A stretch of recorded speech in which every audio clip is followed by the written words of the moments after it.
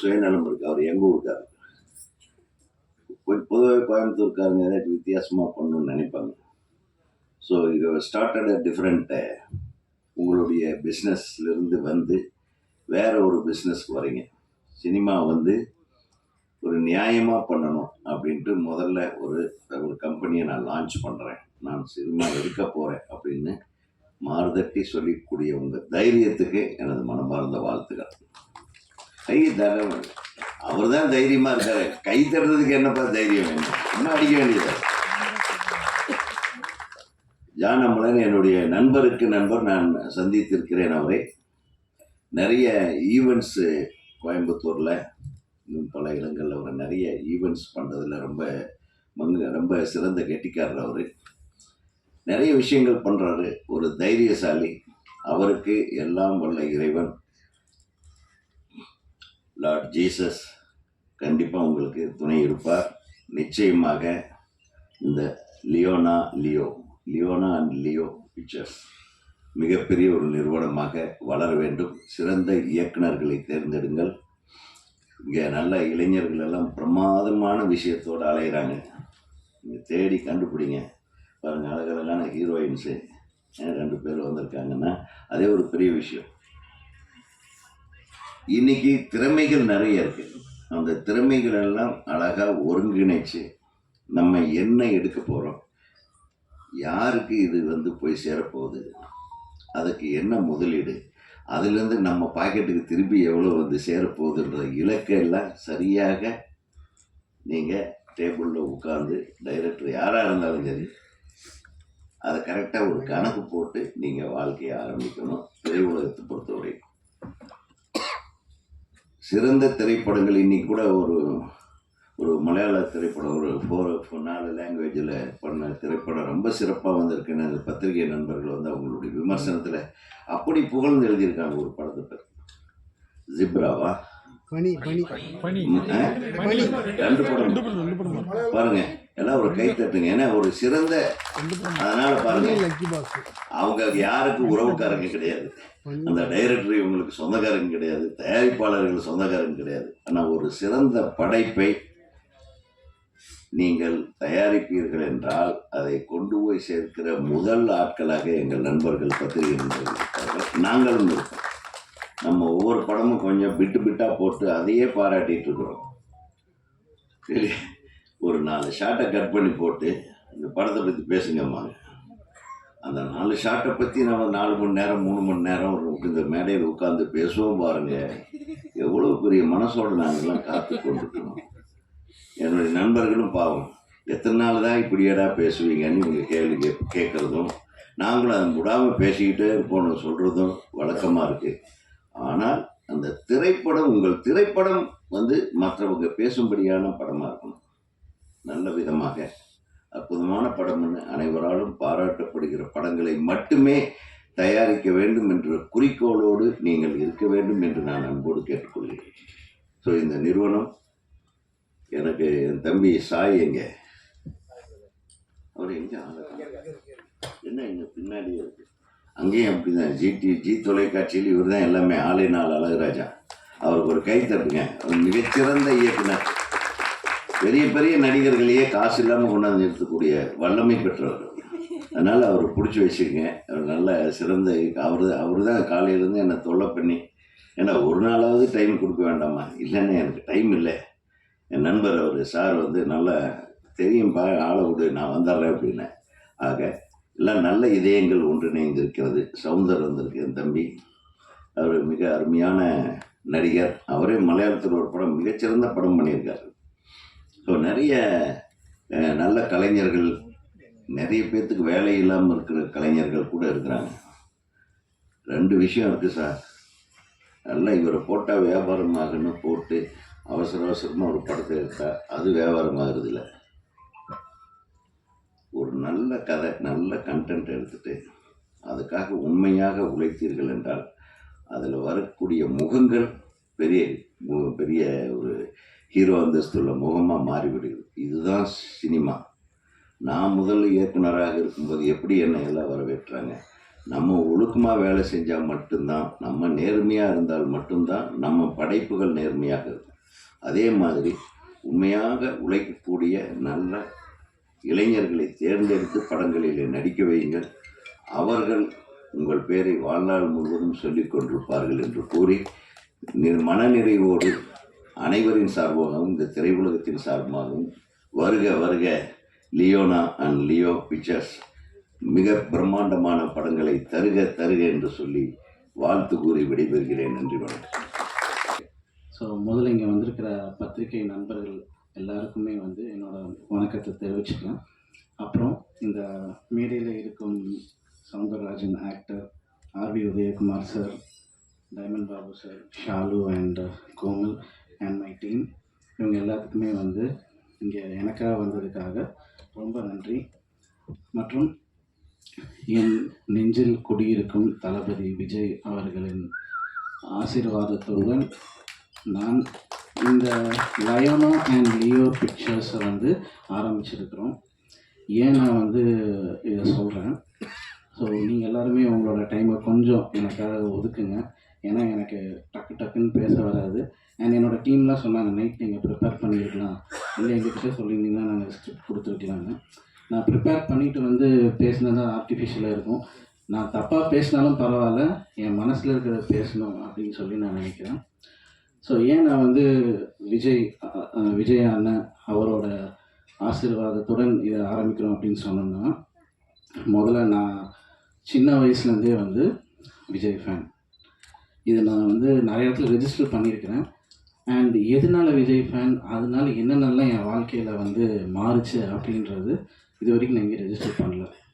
So நான் ரொம்ப கஷ்டப்பட்டு சின்ன வயசுலேருந்து எங்கள் ஃபேமிலி மிடில் கிளாஸ் ஃபேமிலி, எங்கள் அப்பா, எங்கள் அம்மா, தாத்தா எல்லாருமே கஷ்டப்பட்டு என்னை ஒரு நல்ல ஸ்கூலில் படிக்க வச்சாங்க. அண்ட் அதோட ஜேர்னி அப்படியே போச்சு. எதனால எனக்கு இந்த அட்ராக்ஷன் வந்துச்சு அப்படின்னு தெரியல. எனக்கு விஜய் சார் அவரோட படங்கள் எல்லாமே ரொம்ப பிடிக்க ஆரம்பிச்சிச்சு. On screen and off screen. ரொம்ப காலேஜ் படிக்கிற டைம்ஸ்லாம் பார்த்திங்கன்னா ஒரு அடிக்ஷன் சொல்லலாம், அப்படி இருந்துச்சு. அண்ட் நான் மெக்கானிக்கல் இன்ஜினியரிங் படித்தோம். அடுத்த வருஷம் சிவில் இன்ஜினியரிங் ஏன் மெக்கானிக்கல் இன்ஜினியரிங் படிச்சுட்டு அடுத்த வருஷம் சிவில் இன்ஜினியரிங்னா எக்ஸாம் எழுத போல் அன்றைக்கி விஜய் சாரோட ஃபிலிம்னால் செமஸ்டர்லாம் விட்டுட்டு என்னோடய லேப் ட்ரெஸ்லாம் போட்டுட்டு எங்கள் வீட்டிலேருந்து வெளியில் வரும்போது வந்தோன்னே அதை ஷர்ட்லாம் கழட்டிட்டு வேறு கலர் ஷர்ட் போட்டு கோயம்புத்தூர் கேஜி தேட்டருக்கு போய் அங்கே நின்றுவோம் காலையில் ஃபர்ஸ்ட் ஷோ பார்க்குறதுக்கு. ஸோ இந்த மாதிரியான ஒரு ஃபேன். ஸோ நம்ம ஒரு ஃபேனாக இருக்கிறனால என்ன ஆகும், நான் எல்லோரும் என்னை கேட்டாங்க, நீ விஜய்ன்னு சொல்கிறது, விஜய் உனக்கு இது பண்ணுவாரா அது பண்ணுவாரா, என் ஃபேமிலியில் அது எல்லாருக்குமே கேட்பாங்க. ஸோ அந்த மாதிரி இருக்கும்போது எனக்கு ஒரு தாட் க்ரியேட் ஆச்சு. ஸோ இப்படிலாம் பேசுகிறாங்க, ஸோ இது மூலிமா நம்ம ஏதோ ஒன்று பண்ணணும் அப்படின்னு சொன்னனால என்னோடய ஃபீல்ட் அண்ட் கெரியர் நான் அப்போவே டிசைட் பண்ணிட்டேன். எங்கள் வீட்டில் என்னை சிவில் இன்ஜினியரிங் படிக்க வச்சாங்க, மெக்கானிக்கல் இன்ஜினியரிங் படிக்க வச்சாங்க. நானும் அவங்களுக்காக போனேன், முடித்தேன். ஆனால் என்னோடய ஃபீல்டு அது இல்லைன்றது எனக்கு நல்லாவே தெரியும். என்னோடய ஃபீல்டு வேறு, என்னோடய தாட்ஸ் வேறு அப்படின்னு. ஸோ அந்த டைமில் இருக்கும் போதே நான் டிசைட் பண்ணிட்டேன், நான் அந்த மீடியா அண்ட் இந்த என்டர்டெயின்மெண்ட் செக்மெண்ட்டில் we have to do something. அது நமக்கு மட்டும் பிரயோஜனமாக இல்லாமல் நம்மள மாதிரி கஷ்டப்பட்டு மேலே வரவங்களுக்கும் அது பிரயோஜனமாக இருக்கணும் அப்படின்னு சொல்லிட்டு தான் இந்தியன் மீடியா ஒர்க்ஸ் அப்படின்ற ஒரு கம்பெனியை சின்ன லெவலில் நாங்கள் கோயம்புத்தூரில் பண்ணிகிட்ருந்தோம் 2016-15. அப்போது எனக்கு ஒரு ஈவெண்ட் எப்படி நடத்தணும், அந்த ஈவெண்ட் நடத்தினா என்ன மைனஸ் இருக்கும், இதெல்லாம் எனக்கு தெரியாது. ஸோ பிளைண்டாக நம்மளும் நிறைய லாஸ் ஆனோம். அப்போது எங்களுக்கு என்ன சப்போர்ட்டுன்னு பார்த்தீங்கன்னா, யங்ஸ்டர்ஸோட சப்போர்ட் நிறைய இருக்கும். இப்போது மித்தவங்களுக்கு ஒரு ஈவெண்ட்டில் ஒர்க் பண்ணுறதுக்கு ஒரு 100 பேர் வேலை செய்கிறாங்கன்னு வைங்களேன், அவங்களுக்கு சேலரி கொடுப்பாங்க. ஆனால் என்னை பொறுத்தளவுக்கு நான் நிறையா ஃப்ரெண்ட்ஷிப்பை பழகி வச்சுருந்தேன், நிறைய பசங்களை பழகி வச்சுருந்தோம். ஸோ அவங்களாம் எந்த எதிர்பார்ப்பும் இல்லாமல் எனக்காக ஒர்க் பண்ணுவாங்க. ஸோ அந்த ஒரு ஸ்ட்ரென்த் எங்கிட்ட இருந்துச்சு. நைட்டு 2 மணிக்கு கூட ஒர்க் பண்ணுவாங்க. ஸோ அந்த மாதிரியான உண்மையான யங்ஸ்டர்ஸோட சப்போர்ட்லாம் எனக்கு இருந்துச்சு. மக்களுக்கும் வணக்கம். பத்திரிகை நண்பர்களுக்கும் ஊடக நண்பர்களுக்கும் மேடையில் அமர்ந்திருக்கும் புதிய தயாரிப்பாளர்களுக்கும் என்னுடைய மனமார்ந்த வணக்கம். இந்த நிகழ்வுக்கு நான் வர காரணம் பிஆர்ஓ சுரேஷ் அவர் மட்டும்தான். எனக்கு இந்த டீம் பற்றி எதுவுமே தெரியாது. இன்ஃபேக்ட் இங்கே வந்ததுக்கப்புறம் தான் அவனை நான் பார்க்குறேன். அதில் பெரிய சந்தோஷம் என்னென்னா தளபதி அண்ணனோட ரசிகர் அப்படின்னு சொல்லும்போது இன்னும் ரொம்ப ஹாப்பி ஆகிடுச்சு. ஒரு இனம் புரியாத ஒரு பாண்ட் ஆயிடுச்சு. அதை தாண்டி ஒரு நடிகராக, ஒரு நடிகர் சங்க செயற்குழு உறுப்பினராக உங்களை நான் வரவேற்கிறதுல பெரிய மகிழ்ச்சி அடைகிறேன் மிஸ்டர் ஜான். இன்னைக்கு என்ன மாதிரி நடிகர்களுக்கு இல்லை இயக்குநர்களுக்கு ஒரு மிகப்பெரிய ஒரு விஷயம் தயாரிப்பாளர்கள். அப்படி ஒரு தயாரிப்பாளர்களை தேடி போய் கண்டுபிடிக்கிறது கொஞ்சம் சிரமமான விஷயம்தான். ஆனால் நாங்கள் இப்படி ஒரு தயாரிப்பு நிறுவனத்தை உருவாக்கிட்டோம், நாங்கள் தயாரிக்க ரெடியாக இருக்கோன்றத ஒரு பத்திரிகை முன்பு வந்து சொல்லி படம் தயாரிக்க வரேன்னு சொல்லும்போது ரொம்ப ரொம்ப பெருமையாக இருக்குது, சந்தோஷமாக இருக்குது. உங்களுக்கு நான் சொல்கிற அளவுக்கு எனக்கு அட்வைஸ் அப்படின்னு சொல்ல முடியாது. நான் என்ன சொல்கிறேன்னா, இப்போ தயாரிப்பு நிறுவனத்தில் வந்து தயாரிப்பாளர் சங்கத்தில் வந்து நிறைய அனுபவம் வாய்ந்தவங்க இருக்காங்க. ஸோ அவங்கள போய் சந்திச்சுட்டு நீங்கள் இன்னைக்கு இருக்கிற மார்க்கெட் என்ன, எந்த ஆக்டர்ஸ்க்கு பிஸ்னஸ் இருக்குது, எந்த டைரக்டர்ஸ் கிட்ட நல்ல நல்ல ஸ்கிரிப்ட் இருக்குன்றத ஒரு நிறைய மீட்டிங்ஸ் நிறைய பேசி இன்ட்ராக்ட் பண்ணி ஒரு ஒரு கன்க்ளூஷன் வந்ததுக்கப்புறம் நீங்கள் அதுக்கப்புறம் ஒரு டீம் ஃபார்ம் பண்ணி ப்ரொடியூஸ் பண்ணீங்கன்னா பிஸ்னஸ் பண்ணுறதுக்கு எளிமையாக இருக்கும்னு நான் நினைக்கிறேன். அண்ட் என்னதான் ஒரு படம் தயாரித்தாலும் இன்னைக்கு ட்ரெண்டில் நான் சொல்கிறேன், இன்னைக்கு ட்ரெண்டில் வந்து படம் தயாரிப்பதற்கு ஒரு இன்வெஸ்ட்மெண்ட் இருக்குது அப்படின்னா படத்தை ரிலீஸ் பண்ணுறதுக்கு ஒரு இன்வெஸ்ட்மெண்ட் இருக்குது. முன்னாடி அப்படி இல்லை. படம் தயாரித்தா போதும், யாராவது படம் நல்லா இருக்கும்போது டிஸ்ட்ரிபியூட்டர் வந்து வாங்கிடுவாங்க, நமக்கு ஒரு சேஃப்டி இருக்கும், மினிமம் கேரண்டி இருக்கும், அடுத்த ஓடிடி பிளாட்ஃபார்மில் நம்ம வித்துடலாம் அப்படின்னு இருக்கும். ஆனால் இன்னைக்கு நிலைமை அப்படி கிடையாது. நல்ல படம் எடுத்து அது ரிலீஸ் ஆகி அது படம் ஓடினாதான் சேட்டலைட் ஓடிடி நம்ம பிஸ்னஸ் ஆகுது. உங்களுக்கு தெரிஞ்சிருக்கும், தெரியலனாலும் நான் இங்கே தெரியப்படுத்த வேண்டிய கடமை இருக்குது. இன்னும் எத்தனையோ ப்ரொடியூசர் புதுசாக வரக்கூடிய ப்ரொடியூசர்ஸ்க்கும் நான் இதை சொல்கிறேன். ஏன்னா நான் இப்போ ஒரு படம் சாயாவனம் ஒரு படம் நடிச்சுட்டு ஒரு 1.5-2 years ஆச்சு. இந்தியாவில் த பெஸ்ட் படம் லிஸ்ட்டில் வந்து என்னோட படம் செலக்ட் பண்ணாங்க. Kolkata film festival, international film ஃபெஸ்டிவலில், சென்னை ஃபிலிம் ஃபெஸ்டிவல்லையும் ஸ்க்ரீன் ஆச்சு. பட் வியாபார ரீதியாக இன்னும் நாங்கள் ஸ்ட்ரகிள் பண்ணிட்டு இருக்கோம். அது உண்மைதான், அதை ஒத்துக்கிட்டு தான் ஆகணும். இன்னைக்கு மக்களுக்கு நமக்கு பிடிக்கிற படத்தை எடுக்கிறத விட நமக்குன்னா டெக்னீஷியன்ஸ், ஆக்டரோ இல்லை ப்ரொடியூசரோ இல்லை டைரக்டரோ நமக்கு பிடிக்கிற படத்தை எடுக்கிறத விட இன்னைக்கு மக்களுக்கு பிடிக்கிற படத்தை எடுக்கிறது தான் புத்திசாலித்தனம். ஏன்னா அது வியாபாரம். ஸோ அதனால நான் மீண்டும் சொல்கிறேன், வெல்கம்.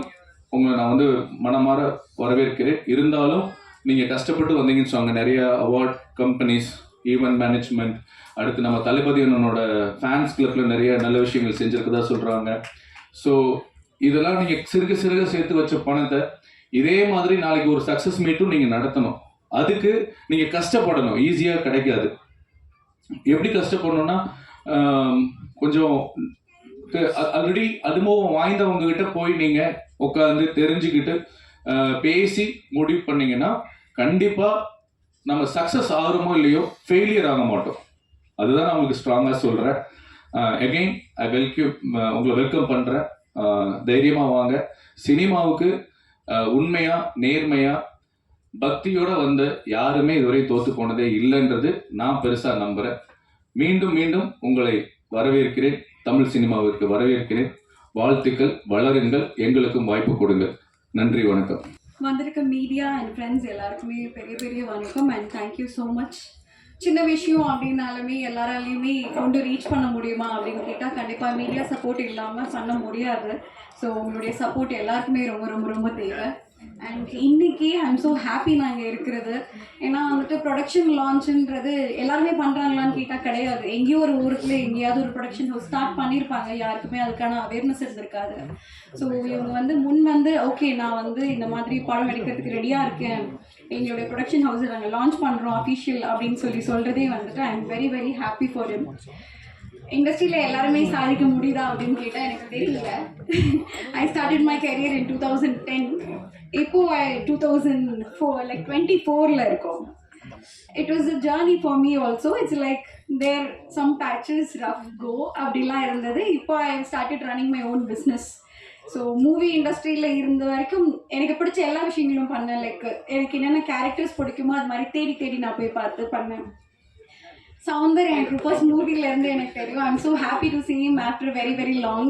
ஏன்னா நம்ம என்னென்ன கூட நடிச்சிருந்தாலுமே தினமும் போய் நம்ம யாரையும் மீட் பண்ண போட்டு கிடையாது. இந்த மாதிரியான கேதரிங்கில் பார்க்கும்போது இன்னும் ஒரு ரொம்ப சந்தோஷம். அண்ட் ப்ரொடக்ஷன் ஹவுஸ் இப்போ வந்து ஸ்டார்ட் பண்ணியிருக்காங்க. Thank you so much sir first, and then congratulations also.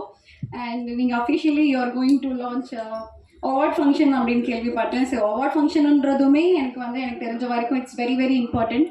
ஏன் அப்படின்னா கலைஞர்கள் எல்லாருக்குமே வந்துட்டு ஒரு ஊக்கம் கொடுக்குற ஒரு விஷயம் தான் வந்துட்டு அந்த அவார்ட்ஸ் அப்படின்றது. ஸோ அது கொடுக்கும் போதே நம்ம அடுத்து நம்ம இன்னொன்று பண்ணணும்ல, லைக் பண்ணால் நம்மளுக்கு இன்னொரு அவார்ட் கிடைக்கும். வீட்டில் அதை திரும்பி பார்க்கும் போதே அது மேலே வந்து ஒரு ஆசை வரும். ஓகே, நம்ம அடுத்த ஸ்கிரிப்ட் நம்ம செலக்ட் பண்ணும் போது இதை விட பெஸ்ட்டாக இருக்கணும் அப்படின்னு ஒரு ஆசை வரும். ஸோ அந்த மாதிரியான ஒரு விஷயம் தான் அந்த அவார்ட் ஃபங்க்ஷனுமே ஆக்சுவலி நான் பார்க்குறேன். ஸோ ரொம்ப ரொம்ப thank you and all the best. Thank you. எல்லாருக்கும் மதிய வணக்கங்கள். ரொம்ப சந்தோஷமாக இருக்குது.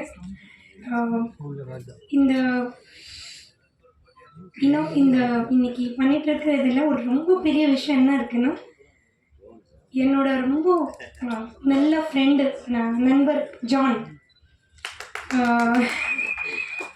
ஸோ இந்த லியோனா அண்ட் லியோ பிக்சர்ஸ் ஓட சிஇஓ வந்து கூட ஜான் தான். ஸோ இது ரெண்டு சிமிலாரிட்டிஸ் வந்து ரொம்ப இம்பார்ட்டண்ட். என்னென்னா நம்ம எல்லாருக்குமே தெரியும் எப்படி நம்ம நண்பர் ஜான் யாரோ எப்படி ஒரு நிறைய புது புது டேலண்ட்ஸ் எடுத்து வராங்க, எவ்வளோ எல்லாம் யங் டேலண்ட்ஸ்க்கு வந்து சப்போர்ட்டாக இருக்காங்க. அதோட ரொம்ப பெரிய உதாரணம் வந்து இன்றைக்கி நம்மளோட சுரேஷ் சுகு அண்ட் தர்மராஜ் பிஆர்ஓ. அவங்க அந்த ஒரு இவ்வளோ டேலண்டடான பிஆர்ஓஸ் அவங்க. ஸோ அது ஒரு ரொம்ப ஒரு ஃபெமிலியாரிட்டி இருக்குது. So John sir CEO of Leona and Leo பிக்சர்ஸோட சிஇஓக்கு வந்து வாழ்த்துறேன். ஸோ உங்களுக்கு ரெண்டு பேருக்கும் அந்த சிமிலாரிட்டிஸ் இருக்குது. ஸோ இது 100% ஒரு ரொம்ப பெரிய வெற்றிகரமாக வரும் சொல்லிட்டு. ஸோ நீங்கள் நிறைய புது டேலண்ட்ஸ்க்கு எல்லாம் வாய்ப்பு கொடுத்துட்ருக்கீங்க கூட நான் கேள்விப்பட்டிருக்கேன். ஸோ சந்தோஷம் அதுக்காக. ரெண்டாவது விஷயம் என்னென்னா, மீடியா எடுத்து வந்தீங்கன்னா மீடியா வந்து ரொம்ப ஒரு ரெஸ்பான்சிபிளான விஷயம். ஏன்னா இது வந்து ரொம்ப பியூட்டிஃபுல்லான விஷயம் என்னென்னா, இது வந்து இந்தியா மீடியா ஒர்க்ஸ்ன்னு சொல்லிட்டு லான்ச் பண்ணியிருக்காங்க. இன்றைக்கி நமக்கு தெரியும் இந்தியா ஒரு இவ்வளோ பெரிய பேக்போனாக இருக்கிறதுக்கு வேர்ல்டுக்கு ஒரு பெரிய காரணம் வந்து மீடியா. மீடியா வந்து எவ்வளோ ஒரு இன்ஸ்பைரிங், எவ்வளோ ஒரு மோட்டிவேட்டர், எவ்வளோ எல்லாம் இன்றைக்கி ஒரு நாடோட அடுத்த ஃப்யூச்சர் என்ன வரப்போது டிசைட் பண்ணுறதே வந்து மீடியா தான்.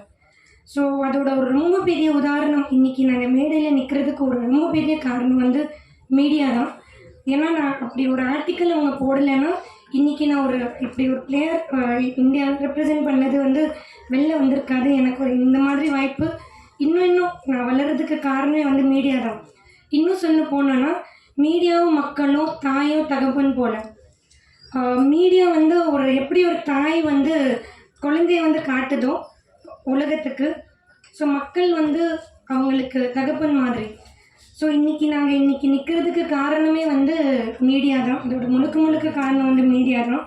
ஸோ இந்த மீடியா ஹவுஸ் வரும்போது ஒரு பெரிய ரெஸ்பான்சிபிலிட்டி வருது. ஸோ ஜான்சன் நீங்கள் கன்ஃபார்மாக அதை நல்லபடியாக எடுத்து போவீங்கன்னு நம்புகிறோம். ஏன்னா மீடியான்னு ஒரு வார்த்தை இருக்காங்க. அதோட டபுள் போனஸ் என்னென்னா இந்தியன் மீடியான்னு சொல்லிட்டு இருக்குது. ஒரே ஒரு தாய்மையோட ஒரு கேட்குறவங்க கிட்ட ரிக்வெஸ்ட் பண்ணுறேன் ஜான் சார் கிட்ட, இன்னும் நம்ம நாடக கலைஞரும் அவார்ட்ஸ் வரும்போது நிறைய அவார்ட்ஸ் ஃபங்க்ஷன்ஸ் வந்து நம்ம பார்க்குறோம், நல்லா என்ஜாய் பண்ணுறோம். பட் நம்ம நாடக கலைஞரும் தொழில்நுட்ப கலைஞர்களை ஒரு ஸ்பெஷல் கேட்டகரியாக இன்னொரு அவார்டு கூட நீங்கள் கூட சேர்த்திங்கன்னா இன்னமும் வந்து அது ரொம்ப நல்லா இருக்கும். நம்ம அவார்ட்ஸ் எல்லாமே ஆஸ்கர்ஸ் அளவுக்கு வந்து முடியும். நம்ம தியேட்டர் ஆர்டிஸ்ட்க்கும் நம்மளோட டெக்னீஷியன்ஸ்க்குமே இன்னும் எக்ஸ்ட்ரா நீங்கள் அவார்டு கொடுத்தீங்கன்னா அது ரொம்பவே நல்லா இருக்கும்.